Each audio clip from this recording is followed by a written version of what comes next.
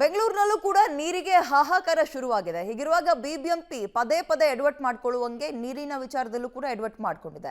ಯಾವುದೇ ತಜ್ಞರ ಅಭಿಪ್ರಾಯವನ್ನ ಪಡೆಯದೆ ಬೋರ್ವೆಲ್ ತೆಗ್ಸೋಕೆ ಹೋಗಿ 10% ರಿಂದ 15% ಫೇಲ್ಯೂರ್ ಆಗ್ತಾ ಇದೆಯಂತೆ.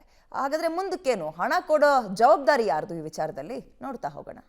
ಒಂದ್ ಕಡೆ ನೀರಿಗೆ ಹಾಹಾಕಾರ, ಮತ್ತೊಂದ್ ಕಡೆ ಪಾಲಿಕೆ ಎಡವಟ್ಟು. ತಜ್ಞರ ಅಭಿಪ್ರಾಯ ಸಂಗ್ರಹಿಸದೆ ಬೋರ್ವೆಲ್ ಕೊರೆತ.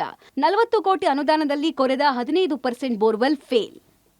ಬೆಂಗಳೂರಿನಲ್ಲಿ ಹೊಸದಾಗಿ ರಚನೆಯಾದ 110 ಹಳ್ಳಿಗಳಿಗೆ ನೀರಿನ ಸೌಲಭ್ಯ ಕಲ್ಪಿಸುವ ಕೆಲಸವನ್ನ ಬಿಬಿಎಂಪಿ ಮಾಡ್ತಿದೆ. 110 ಹಳ್ಳಿಗಳಲ್ಲಿ 125 ಕಡೆಗಳಲ್ಲಿ ಬೋರ್ವೆಲ್ ಕೊರೆಸೋದಕ್ಕೆ ಬಿಬಿಎಂಪಿ ಮುಂದಾಗಿದೆ. ತಜ್ಞರ ಅಭಿಪ್ರಾಯ ಸಂಗ್ರಹ ಮಾಡದೆ ಬೋರ್ವೆಲ್ ಕೊರೆಯುತ್ತಾ ಇದ್ದು ಬೋರ್ಗಳು ಫೇಲ್ಯೂರ್ ಆಗ್ತಾನೆ ಇದೆ. ಇದರಿಂದ ಬಿಬಿಎಂಪಿ ವಿರುದ್ಧ ಅಸಮಾಧಾನ ಎದ್ದಿದೆ. ಮಹದೇವಪುರ ವಲಯದ ವರ್ತೂರು ಸುತ್ತಮುತ್ತ 10 ರಿಂದ 15 ಬೋರ್ ಫೇಲ್ಯೂರ್ ಆಗಿದೆ. ಬೋರ್ ಫೇಲ್ಯೂರ್ ಆಗ್ತಾ ಇರುವ ಹಿನ್ನೆಲೆಯಲ್ಲಿ ಬಿಬಿಎಂಪಿ ಎಚ್ಚೆತ್ತಿದ್ದು ಬೋರ್ ಕೊರೆಯುವ ಟೆಂಡರ್ದಾರ ಎಚ್ಚರಿಕೆ ಕೊಟ್ಟಿದೆ. ತಜ್ಞರ ಅಭಿಪ್ರಾಯ ಸಂಗ್ರಹಿಸಿ, ಅಧಿಕಾರಿಗಳು ಭೂಗರ್ಭ ತಜ್ಞರ ಅಭಿಪ್ರಾಯವನ್ನು ಸಂಗ್ರಹಿಸಿ ಜಾಗ ಗುರುತು ಮಾಡಿಕೊಳ್ಳಿ, ಇಲ್ಲದೇ ಇದ್ರೆ ಬೋರ್ ಕೊರೆದ ಫೇಲ್ಯೂರ್ ಆದ್ರೆ ಹಣ ಕೊಡಲ್ಲ ಅಂತ ಎಚ್ಚರಿಕೆ ಕೊಟ್ಟಿದ್ದಾರೆ.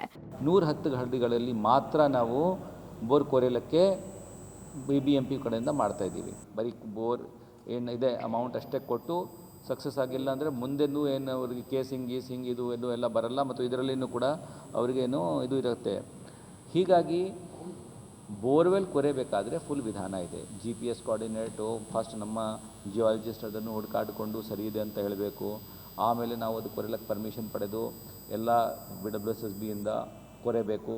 ಆ ಕೊರೆಯುವಾಗ ಒಂದು ವೇಳೆ ಫೇಲ್ ಆಯಿತು ಅಂದರೆ ಅದು ಯಾರು ನಮ್ಮ ಕಾಂಟ್ರಾಕ್ಟರ್ ಇದ್ದಾರೆ ಅವ್ರದ್ದು ಜವಾಬ್ದಾರಿ ಇಲ್ಲ.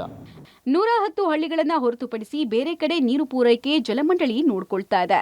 110 ಹಳ್ಳಿಗಳಲ್ಲಿ 40 ಕೋಟಿ ವೆಚ್ಚದಲ್ಲಿ ಬೋರ್ ಕೊರಿತಾ ಇದ್ದು ಮಾಡ್ತಾ ಇರೋ ತಪ್ಪನ್ನ ತಿದ್ದುಕೊಂಡು ಭೂಗರ್ಭ ಶಾಸ್ತ್ರಜ್ಞರ ಅಭಿಪ್ರಾಯವನ್ನ ಸಂಗ್ರಹಿಸಿ ಬೋರ್ ಕೊರೆಯೋದಕ್ಕೆ ಮುಂದಾಗುತ್ತಾ ಕಾದ್ ನೋಡಬೇಕು. Lokesh, public TV, Bengaluru.